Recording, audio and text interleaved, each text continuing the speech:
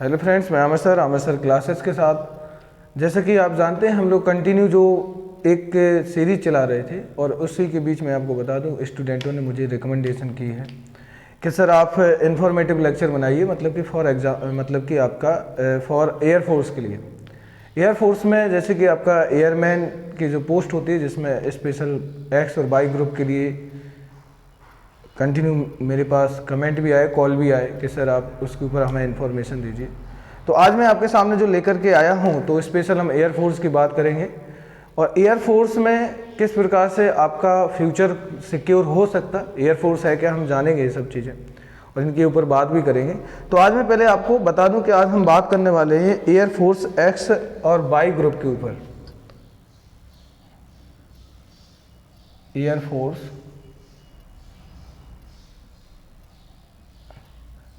X Y, तो x और Y के ऊपर आज हम बात करेंगे, एक्स वाई के ऊपर।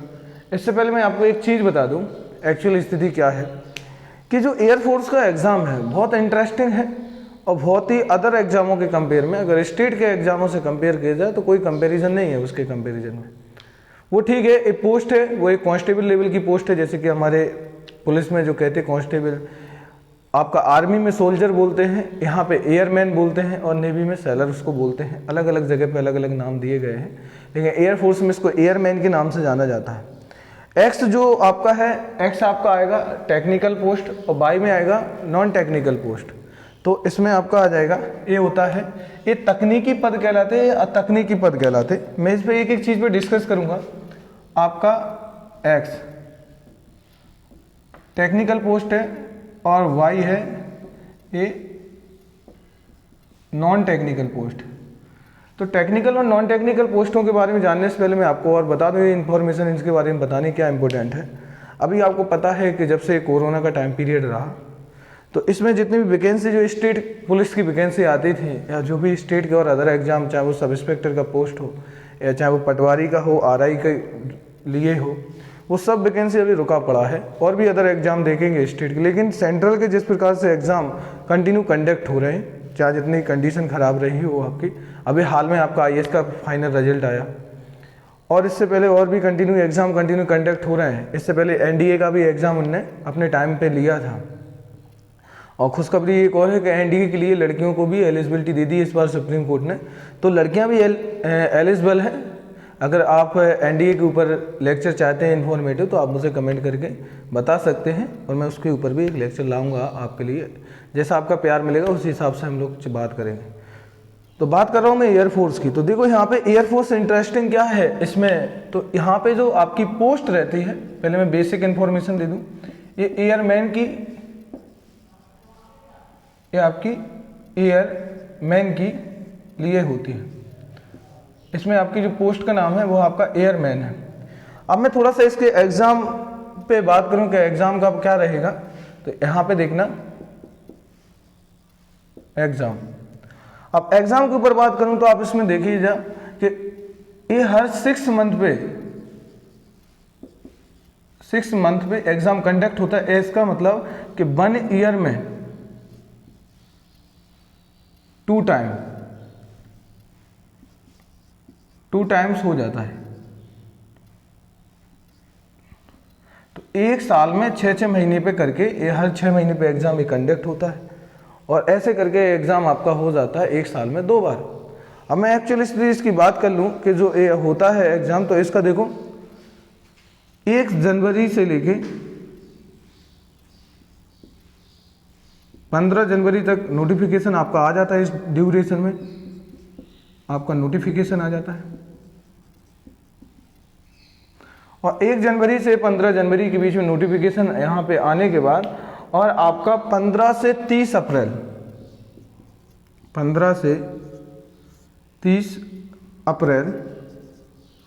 को आपका एग्ज़ाम डेट आ जाती है। एग्ज़ाम मतलब कंडक्ट हो जाता है।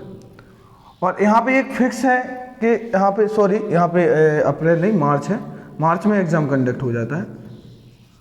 और यहाँ पे फिर 10 अप्रैल को इसका रिजल्ट आ जाता है एग्ज़ाम का।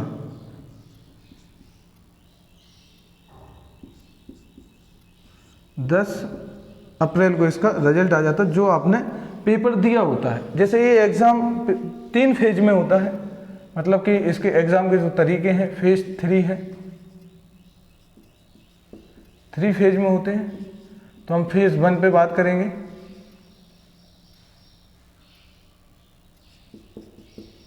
फेज 2 पे बात करेंगे, पूरा जानेंगे आज हम इसके बारे में डिटेल से, और फेज 3 पे बात करेंगे।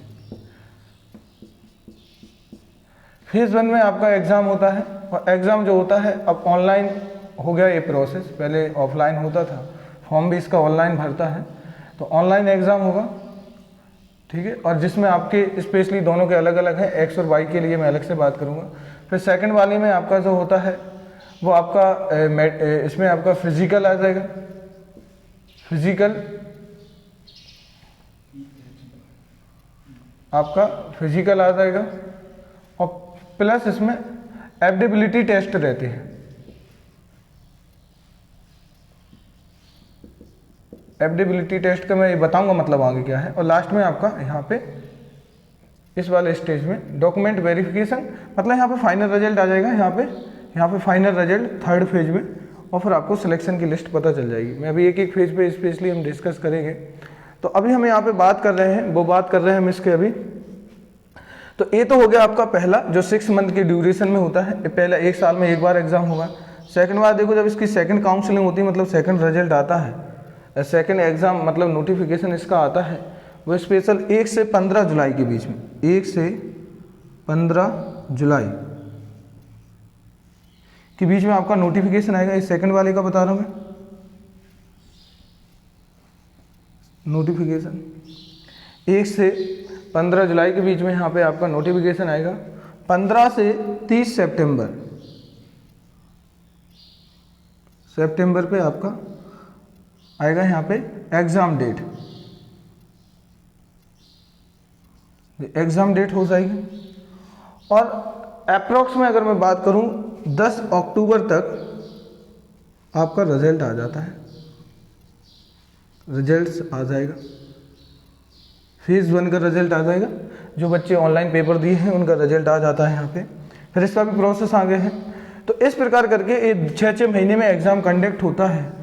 इंटरेस्टिंग बात मैं बता दूं कि जो बच्चे यहाँ पे, अगर मैं एक चीज़ और यहाँ पे बात करूँ, आपको यहाँ पे मैं योग्यता की बात करूँ, मतलब कि एलिजिबिलिटी की बात करूँ,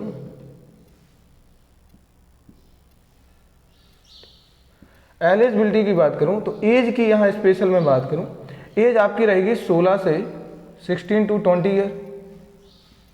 और ज्वाइनिंग की बात करूँ, यहाँ पे ज्वाइनिंग के लिए आपकी कंप्लीट होनी चाहिए 7 to 21। लेकिन एग्ज़ाम के लिए जो डेट है आपकी, इस एग्ज़ाम में आपको जो बच्चे 16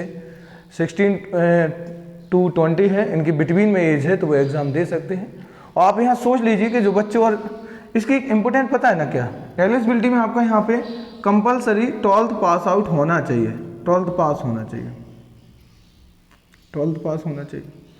तो जो बच्चे 12th पास हो गए, अब यहाँ पे मुझे एक बार बताइए, यहाँ पे जो अभी इस समय स्टेट पुलिस की सारी वैकेंसी रुकी पड़ी है, वही SI एग्ज़ाम के साथ है, और भी जितने एग्ज़ाम्स हैं। अब बच्चे क्या करते हैं कि यहाँ पे जैसे ही उनका 12th हुआ, इन पोस्टों के बारे में उन्हें कोई इन्फॉर्मेशन नहीं होती है, कोई जानकारी नहीं होती, और बच्चे खास करके 12th किया, ग्रेजुएशन किया, बाद में आके कांस्टेबल का प्रिपरेशन करेंगे, पटवारी का करेंगे, या फिर SI का करेंगे, ये सब चीज़ें वो लगे रहते हैं कंटिन्यू। और ये जाके सोचते कब, जब वो 20-21 साल या ग्रेजुएशन के बाद हो जाते, जब तक तो इसकी एज खत्म हो जाएगी।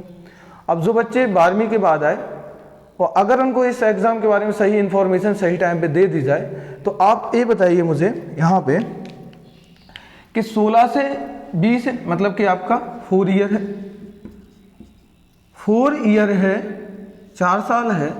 4 साल में आपको कितने अटेम्प्ट मिलेंगे? 8 अटेम्प्ट मिलेंगे, 8 अटेम्प्ट मिलेंगे। अब 8 अटेम्प्ट में बात समझ में आ रही ना मैं क्या कह रहा हूँ? 8 अटेम्प्ट में मैं कह रहा एक नहीं निकलेगा, 2 नहीं, तीसरा चौथा आपका कंफर्म हो जाएगा सिलेक्शन।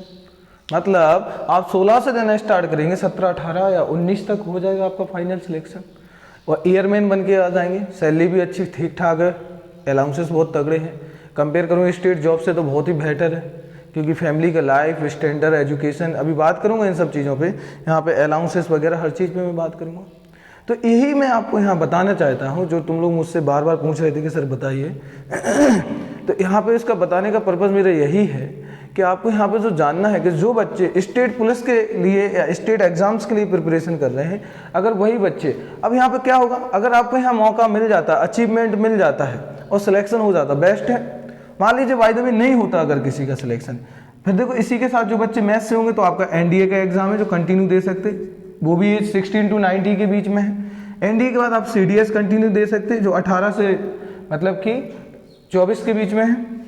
फिर आप अगर ये नहीं तो आपका एसी का एग्ज़ाम दे सकते, असिस्टेंट कमांडेंट का एग्ज़ाम है तो ए वाला दे सकते, जो सब यूपीएससी कराती है एग्ज़ाम जो है ये सब यूपीएससी कराती है। और मैं बता दूं इन सब एग्ज़ामों के सिलेबस ज़्यादातर सेम टू सेम है, इसका थोड़ा है रिटर्न है अलग, वो मैं किसी दिन बात करोगे आप, मैं बात कर दूंगा। तो ये चीज़ें हैं, आप कंटिन्यू 24 तक 25 तक ये एग्ज़ाम दे सकते हैं, तो किसी ना किसी एग्ज़ाम में आपसे आराम से आपका हो जाएगा। और सेंट्रल जॉब है, आप जानते हो सेंट्रल जॉब के लिए कितना ज़्यादा मतलब कि एक स्टैंडर्ड लाइफ होता है ना, मतलब अलाउंसेस अलग, और जिस प्रकार से सेंट्रल से सिक्योरिटी मिलना, हर एक चीज़ मिलना कंपेयर टू स्टेट, तो ये बहुत इंपॉर्टेंट हो जाता है कि आपको यहाँ सही इन्फॉर्मेशन होनी चाहिए कि किस एग्ज़ाम में आपको जाना है। अगर मान लीजिए कि फॉर एग्जांपल जो बच्चे सिविल का सोच रहे हैं, मान लो जिन बच्चों को फैमिली सही नहीं है, बैकग्राउंड लग रहा है कि जल्दी जॉब चाहिए, या फिर कुछ इंटरेस्ट है एयरफोर्स में जाने का, बढ़िया फ्लाइट में घूमने का, या पायलट बनने का, तो इन सब चीज़ों को ट्राई कर सकते हैं। तो ये रही आपकी इन्फॉर्मेशन। तो अब मैं आगे आता हूँ, स्पेशल मैं बात करता हूँ एक्स और वाई पे। तो देखिए ये आप सब नोट कर लीजिएगा मेरे साथ। अब मैं यहाँ पे आपसे बात करने वाला हूँ, वो आपसे बात कर रहा हूँ मैं सिलेबस पे। यहाँ पे ये एग्जाम पैटर्न था, मैं यहाँ पे एक एक चीज़ यहाँ पे डिस्कस कर दूंगा आपके साथ।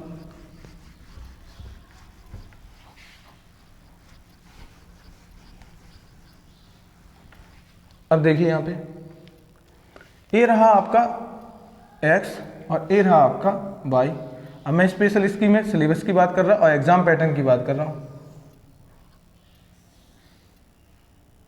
हम बात कर रहे हैं एग्जाम पैटर्न की, और इसी में आपकी एलिजिबिलिटी आ जाएगी।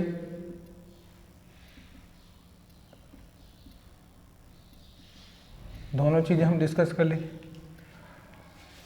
ये मैं पहले ही बता चुका कि एक्स जो पोस्ट है वो आपकी कौन सी टेक्निकल पोस्ट है, और वाई जो है नॉन टेक्निकल पोस्ट है।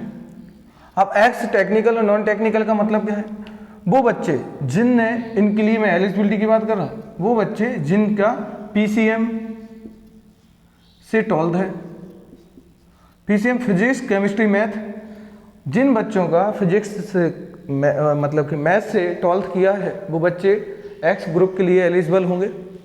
जिन बच्चों ने एक्स से मतलब पीसीएम से 12th किया है वो बच्चे एलिजिबल होंगे। और इसमें इंपॉर्टेंट हो, यहाँ पे आपकी परसेंटेज जो होनी चाहिए 12th में वो आपकी 50% एबव होनी चाहिए, 50% प्लस होनी चाहिए परसेंटेज। और इम्पोर्टेंट स्पेशल और है, इंग्लिश सब्जेक्ट की बात की गई कि इंग्लिश में आपके 50% मार्क्स होने चाहिए, 50% मार्क्स होने चाहिए। ये वही बात मैं बाई के लिए करूँ, बाई ग्रुप के लिए अगर मैं वही बात करूँ तो बाई ग्रुप में स्पेशल जो मैं बात कर रहा हूँ कि बाई ग्रुप के लिए आपके कोई भी बैकग्राउंड चलेगा, ज़रूरी नहीं आपका पीसीएम होना चाहिए। यहाँ पे आर्ट्स वाले आ जाएंगे, कॉमर्स वाले आ जाएंगे, और आपके एग्रीकल्चर वाले आ जाएंगे, और आपके यहाँ पे पीसीबी वाले आ जाएंगे, फिजिक्स केमिस्ट्री बायो वाले आ जाएंगे। ठीक है, होमो साइंस वगैरह जितने जो लेते, होम साइंस जो लेते हैं वो भी आ जाएंगे, मतलब कि सब एलिजिबल हो जाएंगे। ये चीज़ इंपॉर्टेंट है। तो ये सब चीज़ें इसमें सब लोग आ जाएंगे, लेकिन क्राइटेरिया वही है कि परसेंटेज आपका 50% एबव हो, पहली बात तो प्लस हो, और इंग्लिश इसमें जो होनी चाहिए, इंग्लिश स्पेशल इंग्लिश सब्जेक्ट की बात कर, उसमें भी 50% होना चाहिए आपका, 50% मार्क्स होने चाहिए इसमें आपके। एक चीज़ मैं थोड़ा यहाँ पे आपको थोड़ी गाइड कर दूँ कि जो एयरफोर्स का एक्स और वाई ग्रुप का एग्ज़ाम है, इस वाला एग्ज़ाम है जो, इसमें ओनली जो एलिजिबल है only for man, only boys या मैन, सॉरी बॉयज़ के लिए एलिजिबल है, मैन तो अभी बनेगी नहीं, बच्चे अभी तो टीन एज में होंगे। ओनली फॉर बॉयज़, इस एग्ज़ाम को केवल और केवल लड़के ही दे सकते हैं, लड़के ही इसके लिए एग्ज़ाम में एलिजिबल होते हैं, लड़कियां एलिजिबल नहीं होती हैं। तो ये चीज़ याद रखना। तो देखो, तो ये था मैं बता रहा था कि कौन बच्चा किस एग्ज़ाम के लिए मतलब कि एलिजिबल होगा।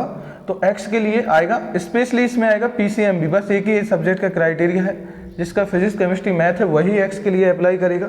हाँ, जिसका पीसीएम है तो वो एक्स वाई दोनों कर सकता, एक्स वाई दोनों अप्लाई कर सकता है। अगर उसका आर्ट है तो आर्ट वाला भी वाई ग्रुप दे सकता है, कॉमर्स वाला भी दे सकता, एग्रीकल्चर वाला, पीसीबी वाला, फिजिक्स केमिस्ट्री बायो वाला। अब मैं थोड़ी यहाँ पे अगर एग्जाम पैटर्न की बात कर लूँ, स्पेशल मैं कर रहा हूँ बात यहाँ एग्जाम पैटर्न की, कि एग्जाम के सिलेबस में क्या क्या आता है इसमें यहाँ पे।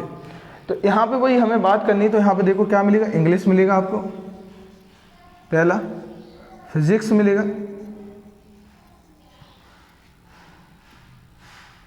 और आपका मैथ मिलेगा। क्या मिलेगा आपको यहाँ पे, मैथ्स मिलेगा। तो देखो यहाँ पे क्वेश्चन की क्वांटिटी जानी, क्वेश्चन कितने रहते, ठीक है, और यहाँ पे मार्क्स और यहाँ पे टाइम।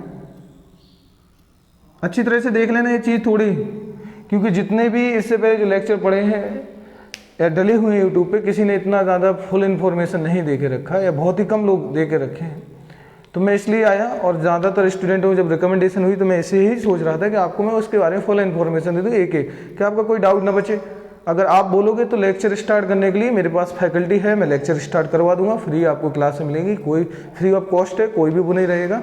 अगर आप बशर्ते पढ़ना चाहो, अगर इंटरेस्टेड हो तो फिर मतलब नहीं है ऐसा कुछ करने से। देखो तो यहाँ पे हमें बात कर रहा हूँ स्पेशल, तो इंग्लिश के जो क्वेश्चन आएंगे वो इंग्लिश के क्वेश्चन आएंगे आपके 20, क्वेश्चन की संख्या कितनी होगी 20, मार्क्स भी 20 नंबर के होंगे और समय भी आपको 20 मिनट दिया जाएगा। टाइम कितना होगा आपको यहाँ पे 20 मिनट दिया जाएगा। अब यहाँ पे क्वेश्चन की बात करूँ तो 25 यहाँ पे क्वेश्चन होंगे, मार्क्स भी 25 होंगे और टाइम कितना होगा 20 मिनट। देखिए यहाँ पे फिजिक्स के क्वेश्चन 25, एक्स ग्रुप की मैं बात कर रहा हूँ स्पेशल, एक्स ग्रुप में फिजिक्स के क्वेश्चन 25 नंबर का होगा, 25 मार्क का, लेकिन टाइम 20 मिनट दिया जाएगा आपको, ठीक है। अब मैं मैथ की बात करूं तो 25 क्वेश्चन रहेंगे, 25 मार्क्स और 20 मिनट, ऐसे करके टोटल आपके क्वेश्चन क्वांटिटी पहुंच जाएगी 70 और टाइमिंग क्वांटिटी पहुंच जाएगी कितनी आपकी 60, मतलब कि 1 घंटे। कितना पहुंच जाएगी 1 घंटे, और मार्क्स भी कितने पहुंच जाएंगे आपके 70 मार्क्स, तो वो अलग मैटर करता है। लेकिन आपको ये देखो क्वेश्चन हो गए आपको 70 और टाइम होगा आपका 60। तो ये है आपका पैटर्न एक्स ग्रुप का। अब मैं बाई ग्रुप की बात करूं तो बाई ग्रुप एक नॉन टेक्निकल पोस्ट है। तो बाई ग्रुप में पहले तो इंग्लिश मायने रखती है, आपका एग्जाम पैटर्न देख ले इसका। इंग्लिश दोनों में इंपोर्टेंट है, कंपलसरी है इंग्लिश। तो 20 क्वेश्चन होंगे, 20 मार्क्स के और 20 मिनट मिलेंगे आपको।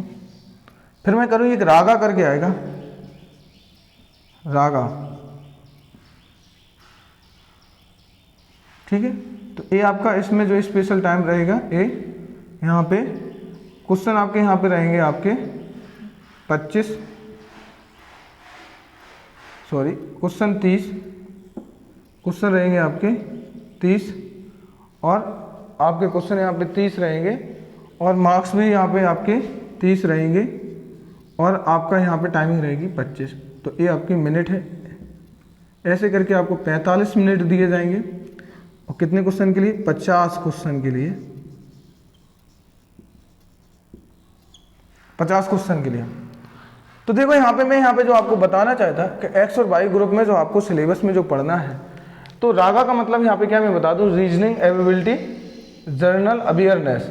मतलब इसमें आप मान लीजिए history, geography, polity, economy, science, current affair, और इसमें रागा की बात कर रहा हूँ मैं, रागा की मैथ, रीजनिंग सब आ जाएगा, कुछ भी आ सकता, सब कुछ आएगा। लेकिन इंग्लिश देखिए दोनों में कंपलसरी है। जो बच्चे एक्स का दे रहे हैं या वाई का दे रहे हैं, जिसका भी एग्जाम दे रहे हैं, तो इंग्लिश दोनों में 20 नंबर का कंपलसरी है। और जिन बच्चों का इंग्लिश है, और इसमें यही मायने रखते हैं, मैं बात कर दूं कि जो बच्चे स्पेशली यूपी या एमपी वाले बॉर्डर से बिलोंग करते हैं, तो थोड़ी उन बच्चों के इंग्लिश की थोड़ा प्रॉब्लम जाता है। अब इंग्लिश के चक्कर में वो लोग कभी जैसे वो ये वाला पैटर्न कर लेते, कवर फिजिक्स मैथ कर लेंगे, यहाँ पे रागा कंप्लीट कर लेंगे, लेकिन प्रॉब्लम्स आएगा इंग्लिश में। तो जिन बच्चों का इंग्लिश में अच्छा स्कोरिंग हो जाता है तो वह एग्ज़ाम आराम से क्लियर कर जाते हैं। तो ये जो मैंने बताया, ये आपका बताया फेज 1, ये मैं बात कर रहा था फेज फर्स्ट की, फेज फर्स्ट हो गया। अब मैं आता हूँ आपकी फेज सेकंड की, तो ये सब चीज़ें आप सिलेबस लिख लीजिए। हाँ, यहाँ पे मैं बता दूँ, एग्जाम में जो माइनस मार्किंग होती है, एग्जाम में नेगेटिव मार्किंग है, नेगेटिव मार्किंग है, नेगेटिव मार्किंग है आपकी 1/4, 1/4 का मतलब है 0.25, 0.25 1/4, मतलब जब आपके 4 क्वेश्चन गलत होंगे तो उसके साथ एक क्वेश्चन आपका काट लिया जाएगा।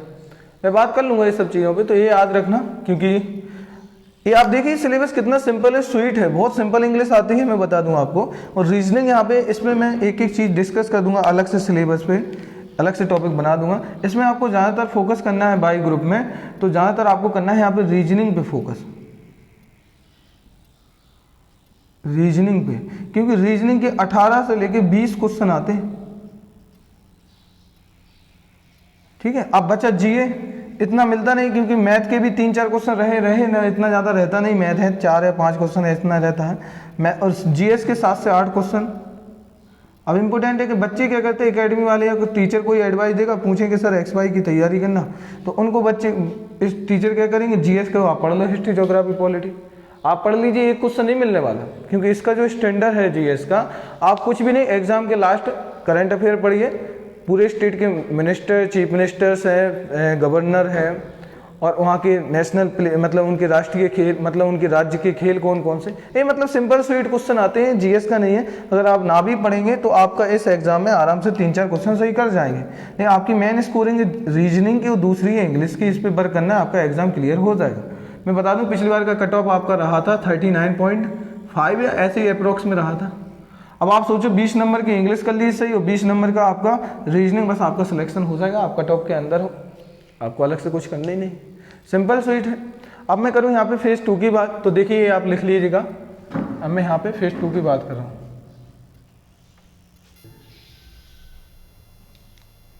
तो यहाँ पे देखो, हम एयरफोर्स के सिलेबस की बात कर रहे थे, तो हमने एक्स वाई ग्रुप के फेज 1 के बारे में जान लिया। क्या मैं पहले से अभी लिख रहा था, थोड़ा वीडियो लॉन्ग जा रहा था, तो मैं ये सब आपको लिख दूँ फिर मैं सीधा बता दूँ, तो आप ध्यान से देख लीजिएगा यहाँ मेरे साथ। तो यहाँ पे फेज 1 पे हम बात कर चुके हैं, फेज 1 में एग्जाम पैटर्न देख चुके हैं, और एग्जाम पैटर्न के साथ साथ हम क्या देख चुके हैं, और उसके सिलेबस मतलब एग्जाम में क्या प्रोसेस रही और एलिजिबिलिटी की बात कर चुके हैं। अब यहाँ पे हम करते हैं, फिर आपके बाद एक यहाँ पे आपका फेज 2 होगा, 3 फेज होते हैं, मैं पहले बता चुका, एप्टिबिलिटी टेस्ट कहते हैं जिसमें, और इसमें उससे पहले मैं बता दूं क्या होता है एप्टिबिलिटी टेस्ट में। तो पहले आपका होगा फिजिकल, आपको बुलाया जाएगा, अगर जैसे ही रिजल्ट डिक्लेयर हो जाता है, जो मैं डेट बताया था कि आपके मतलब कि 10 अप्रैल और सेकंड वाले की मतलब कि 10 अक्टूबर के बीच में, उसके बाद आपका सीधा फिजिकल होगा, इम्पोर्टेंट है। फिजिकल नॉर्मल है, कुछ भी नहीं। हाइट इसमें देखो, आपको जो ये आर्मी के लिए आपको जानी पड़ती है ना, सोल्जर के लिए 170 चाहिए, इसकी हाइट देखो 152, मतलब कि यहाँ पे जो 16 साल का बच्चा होगा अभी उसकी हाइट कितनी होगी, क्योंकि बाद में तो हाइट बढ़नी है, पर्सनालिटी भी बढ़ जाएगी, तो इसलिए ये हाइट का क्राइटेरिया बहुत ही कम रखे हैं। तो 152 आराम से सभी बच्चों की नॉर्मल रहती है। फिर इसमें आपका पहले होगा रनिंग, जो आपको 1.6 किलोमीटर लगानी है, 4 चक्कर होते हैं ग्राउंड के, 400 मीटर का एक चक्कर रहता है, और जो आपको 6.5 मिनट में पूरी करनी, इस 6.5 मिनट की टाइमिंग है, ये पूरा करना। फिर आपका होगा पुशअप आपको 10 मारने हैं, सिटअप भी आपको 10 लगाने हैं, और स्क्वाट्स आपको 20 लगाने हैं। स्क्वाट्स मतलब उठक बैठक, ये आपके पुशअप मतलब आपको ऐसे ज़मीन में हाथ रख करके लगा सकते हैं, और ये आपका सिटअप है। तो ये आपके फिजिकल प्रोसेस है। और ये आपका एडेप्टेबिलिटी टेस्ट फर्स्ट कहलाता है। ये क्या कहलाता है? Adaptability test first. तो ये फर्स्ट प्रोसेस है, तो फर्स्ट में होगा। फिर यहाँ पे तुरंत ही रिजल्ट डिक्लेयर होगा। रिजल्ट्स डिक्लेयर होने के बाद जैसे रिजल्ट डिक्लेयर हो जाएगा, फिर उन बच्चों को जो बच्चे फिजिकल एक्टिविटीज़ पूरी कर चुके हैं, जो क्वालिफाइड कर चुके हैं, फिर उन बच्चों को सेकंड फेज मतलब कि सेकंड एप्टिबिलिटी टेस्ट के लिए बुलाया जाएगा। जिन बच्चों का एक क्लियर हो गया, फिर वो बच्चे यहाँ पे आएंगे। फिर एक एग्जाम, अभी क्या है, ये सब चीज़ें नहीं जुड़ गई है। DFT होगा, फिर इसके बाद SRT होगा, फिर ग्रुप डिस्कशन होगा। फिर ये 3 फेज में होगा। मैं बता दूं, ये सब क्वालिफाइंग पेपर है। ये आपको सेकंड वाला फेज जो है बस क्वालिफाई करना है, क्योंकि इसके नंबर नहीं जुड़ते। आपका यहाँ पे मैं बात कर रहा हूँ स्पेशली बात DFT की, dynamic factor test. Dynamic factor test में यहाँ पे आपका क्या लिया जाएगा, इंपॉर्टेंट है। यहाँ पे आपको इंग्लिश का फिर से टेस्ट होगा एक, और जो ऑफलाइन होगा ये कैसा होगा आपका ऑफलाइन होगा इंग्लिश का, और जिसमें आपके 20 क्वेश्चन 20 क्वेश्चन होंगे, और 20 क्वेश्चन के लिए जो आपके यहाँ पे टाइमिंग दी जाएगी वो आपको 15 मिनट का टाइमिंग दी जाएगा, और आपका क्वालिफाई होगा। फिर इसके बाद SRT होगा। SRT का मतलब रहता है सिचुएशन रिएक्शन टेस्ट। SRT का मतलब है सिचुएशन रिएक्शन टेस्ट, मतलब कि जैसे नहीं कोई एक ऐसा इंसिडेंट दे दे, जैसे कि आपने अगर रीजनिंग में सुना हो या पढ़ा हो कथन निष्कर्ष वगैरह, कि आप कहीं जा रहे थे, आपको अचानक कोई चीज़ मिल जाती है और ऐसी कंडीशन में वो चीज़ आपके पास एक ही है जिसको आपको भी ज़रूरत है या आपके किसी फैमिली मेम्बर को ज़रूरत है और वो चीज़ उसको भी देनी है, तो ऐसी सिचुएशन आपसे पूछे जाएंगे, तो इसको SRT टेस्ट बोलते हैं। तो ये सिचुएशन रिएक्शन टेस्ट होता है। इसके बाद फिर अगर जो बच्चे इन दोनों से निकल के फिर होता है आपका ग्रुप डिस्कशन। ग्रुप डिस्कशन में क्या रहता है कि आपको कोई एक आर्टिकल पढ़ाया जाएगा, आर्टिकल मतलब एडिटोरियल, कोई एक टॉपिक दिया जाएगा। टॉपिक देने के बाद फिर 15 बच्चों के यहाँ ग्रुप बनाए जाते हैं, 15 चिल्ड्रन, मतलब 15 बच्चों के 15 जो चिल्ड्रन रहते हैं या मतलब स्टूडेंट रहते हैं 15, यानी कि 15 स्टूडेंट के यहाँ ग्रुप बना के आपस में डिस्कशन करवाया जाता है। वो आपस में डिस्कस करते हैं और जिसका बेस्ट होता है तो उन बच्चों में से उनमें से निकाल लिया जाता है। तो ये है आपका फेज 2 का मतलब कि पूरा प्रोसेस। पहले में आपका जो एडेप्टेबिलिटी टेस्ट है, पहले में आपका फिजिकल होगा और सेकंड पर 2 पार्ट में होता है, और तीसरे में DFT होगा, ठीक है, डायनेमिक फैक्टर टेस्ट होगा, फिर SRT सिचुएशन रिएक्शन टेस्ट होगा, ग्रुप डिस्कशन होगा। तो यहाँ पे 15 बच्चों के ग्रुप बनाए जाते हैं। तीसरे थर्ड फेज में सीधा मेडिकल। यहाँ रिजल्ट जैसे इस फेज का रिजल्ट आता है कि जो बच्चे इसके मार्क्स काउंट नहीं होते हैं, ये पेपर ऑनलाइन होता है आपका, और जो बच्चे एक क्लियर कर जाते हैं फिर उनका आ जाता है फेज 3। फेज 3 मतलब जिसमें पूरा आपका मेडिकल प्रोसेस रहता है, और ये जैसे ही निकलता है बच्चों का मेडिकल कंप्लीट होता है और फाइनल रिजल्ट आता है और सीधी आपकी ज्वाइनिंग, आपको मतलब ज्वाइनिंग लेटर दे दिया जाता है। ये पूरा प्रोसेस होने में आपको 1 साल लग जाता पूरा इस ड्यूरेशन के लिए, और सीधे आपके पर इसके बाद आपकी क्या हो जाती है ज्वाइनिंग। अब मैं बात करूँ यहाँ पे स्पेशली ट्रेनिंग की ड्यूरेशन में सैलरी का प्रोसेस क्या रहेगा। पहले मैं एक्स की कर लूँ। अब देखो टेक्निकल जो पोस्ट रहती है उसकी सैलरी कंपेयर टू वाई के कंपेयर में ज़्यादा रहती है। तो यहाँ पे आपको जो सैलरी रहती है एक्स ग्रुप की वो 14,600 रुपये रहती है पर मंथ। एक महीने में आपकी जो सैलरी रहती है वो 14,600 रुपये। आपकी यहाँ पे 9 महीने की ट्रेनिंग होती है, और वाई ग्रुप की सैलरी तो अभी दोनों की बराबर ही रहेगी, लेकिन जैसे ही आपकी ट्रेनिंग कंप्लीट होकर आपको ज्वाइनिंग दी जाती है, एयरबेस कैंप में ले जाया जाता है, तो एक्स की सैलरी हो जाती है 33,100 रुपये और प्लस DA, और DA मिला के आपकी सैलरी पहुंच जाएगी 37 से 38,000 रुपये। मतलब कि अभी देख लो कि सेंट्रल जॉब है एयरमैन की, अभी इस पोस्ट को एयरमैन बोलते, तो आपकी 37 से 38,000 के बीच में यहाँ पे सैलरी आपकी पहुँच जाएगी इसकी। तो ये है आपके एक्स ग्रुप की, क्योंकि टेक्निकल पोस्टों की सैलरी हमेशा कंपेयर टू नॉन टेक्निकल के ज़्यादा ही रहती है। और वही वाई ग्रुप की है, वाई ग्रुप में 26,900 रुपये रहती है स्टार्टिंग में, मतलब कि ज्वाइनिंग के बाद, और DA मिला के आपकी यहाँ पे सैलरी पहुँच जाती है 31 से 32,000 रुपये। तो आपको कोई बुरा चांस नहीं कि यहाँ पे ऐसा कुछ मिले कि ये सब चीज़ें बेकार हों। आप यहाँ पे देखिए, अगर ये तो मैं बता दिया सैलरी, अगर अलाउंसेस की बात करूँ तो 1 साल में आपको यहाँ पे फ्री एक बार टिकट मिलती है, मतलब कि आपको कहीं भी टूर कर सकते हैं। और यहाँ पे आपके जो बच्चे जनरेशन होगी न्यू, मतलब जो बच्चे होते हैं उनको फ्री एजुकेशन प्रोवाइड की जाती है, और एंटरटेनमेंट के लिए भी बहुत सारे प्रोसीजर हैं, और आपको यहाँ पे मेडिकल फैसिलिटी पूरी फ्री रहती है आपकी, और यहाँ पे आपके कॉटेज वगैरह ये तो सब चीज़ें रह रही बेसिक है। हाँ, यहाँ पे इंश्योरेंस भी दिया जाता है, आपका लाइफ इंश्योरेंस मिलता है। तो इतने सारे प्रोसीजर हैं। और एक और इम्पोर्टेंट, थोड़ा मैं इसकी प्रमोशन की बात कर लूँ, कुछ पोस्टों की बात कर लूँ। ये मैं बात कर रहा था एयरमैन की, ये पोस्ट को बोलते हैं एयरमैन।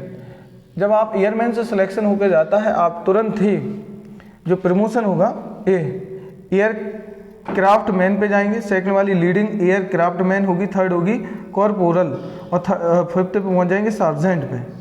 फिफ्थ क्या होगी आपकी सार्जेंट पे होगी। तो ऐसे करके आपके प्रमोशन होते हैं एवरी 5 ईयर, मतलब कि 5 साल में आपका 5 ईयर में आपका यहाँ पे प्रमोशन हो जाता है। लेकिन एक यहाँ पे इम्पोर्टेंट और है कि डिपार्टमेंटल अगर यहाँ पे एग्जाम होते हैं, अगर आपके डिपार्टमेंटल यहाँ पे एग्जाम होते हैं, अगर ये एग्जाम आप कर लेते हैं तो 5 साल में जो आपका प्रमोशन होना है वो प्रमोशन आपका, अगर मान लो पहली साल में आप एग्जाम क्लियर कर गए तो सीधा जंप मारेंगे यहाँ, उसके बाद यहाँ और इसके बाद यहाँ। और इनकी मैं बता दूँ रैंक के हिसाब से सैलरी भी बढ़ती जाती है, सीनियरिटी के हिसाब से भी सैलरी बढ़ती जाती है। और इम्पोर्टेंट यहाँ पे एक चीज़ और करती है, मोस्ट इंपॉर्टेंट है आपका बिहेवियर। अगर आपका बिहेवियर अच्छा है तो आप उतनी लॉन्ग टाइम तक इसमें ज्वाइन कर सकते हो, बने रह सकते हो। तो आज हमने जो डिस्कस किया, मैं जो आपको बता रहा था एयरफोर्स के एक्स वाई ग्रुप के पूरे सिलेबस के बारे में, हाँ मैं बस यही बोलूँगा। आपको अगर जो कुछ और नया सीखना हो या कुछ इन्फॉर्मेशन चाहिए आप मुझे कमेंट करके बता सकते हो और इन्फॉर्मेशन चाहते हैं। और जो बच्चों को मैं SPL बता दूं इस एक्चुअल स्थिति क्या है, ये जो लाइन है, ये जो क्राइटेरिया है इतना प्यारा है कंपेयर टू स्टेट एग्जाम के, कि आप यहाँ पे कम टाइम में, मतलब 20 साल अभी बच्चे को होश ही नहीं, अभी 17-18 साल की उम्र में ज्वाइनिंग लेके आ जाएगा, अच्छा खासा एयरफोर्स में बन के आ जाएगा, इंडियन एयरफोर्स में। अभी क्या चाहिए, सब अचीवमेंट अच्छा है आपके लिए, गोल्डन अपॉर्चुनिटी है इस चीज़ के लिए। तो आपके जो बच्चे हैं यहाँ पे, अगर आप बोलोगे सर स्पेशल X और Y ग्रुप के बैच स्टार्ट करो, फ्री ऑफ कॉस्ट रहेंगे, आपको बैच मिल जाएंगे। मैं बता दूं जो बच्चों ने X और Y ग्रुप के एग्ज़ाम दिए हैं अभी जस्ट, क्योंकि कोरोना के टाइम पीरियड में ये सब चीज़ें मतलब कि बहुत सारा टाइम बिगड़ गया, इसका टाइम टू टाइम नहीं हो पाया, क्योंकि अभी तक तो इसके रिजल्ट आ जाने चाहिए थे। अभी एक ही बार एग्ज़ाम हो पाया था, 16 जुलाई को एग्ज़ाम हुआ था इसका। अभी XY ग्रुप का एक बार फेज़ मतलब कि हो चुका है फेज़ 1 का। रिजल्ट अभी 4-5 दिन में आने वाला है, बहुत जल्दी रिजल्ट डिक्लेयर होने वाला है। उसके जस्ट 15-20 दिन बाद जैसे रिजल्ट अनाउंस होता है उसके 20 से 25 दिन बाद तुरंत ही सेकंड काउंसलिंग हो जाती है। सेकंड काउंसलिंग आ जाएगी, उसके बाद सेकंड वाला भी नोटिफिकेशन आ जाएगा। तो आप मेरे साथ, ये मैंने आज पूरा इन्फॉर्मेशन बताई, तो आप मुझे बताइएगा लेक्चर कैसा रहा। और लेक्चर के साथ साथ इन्फॉर्मेशन एक और, कि अगर आप और किसी चीज़ के ऊपर जानना चाहते हैं, CDS हो, NDA हो, असिस्टेंट कमांडेंट्स हो, एंड और अदर डिफेंस से रिलेटेड कोई इन्फॉर्मेशन हो, या फिर कोई सिविल सर्विस से रिलेटेड हो, तो आप मुझे कमेंट बॉक्स में कमेंट करके पूछ सकते हैं। हाँ, और मैं क्या आपके लिए क्या कर सकता, तो आप मुझे बताइएगा। और रही बात इसकी, तो मैं स्पेशल आपको बता दूं, एयरफोर्स के ग्रुप बैच मुझे स्टार्ट भी करना है। मेरा ऑफलाइन बैच स्टार्ट हो चुका है एयरफोर्स के लिए, मतलब XY ग्रुप का, Y ग्रुप का बैच स्टार्ट हो गया, X का भी स्टार्ट हो जाएगा ऑफलाइन का बैच। तो अगर आप ऑनलाइन चाहते हैं तो आप मुझे बता दीजिएगा, और उसके लिए फिर मिलते हैं हम लोग नेक्स्ट लेक्चर में। और वीडियो कैसा लगा ये मुझे कमेंट में बताइए। ओके, थैंक यू, जय हिंद।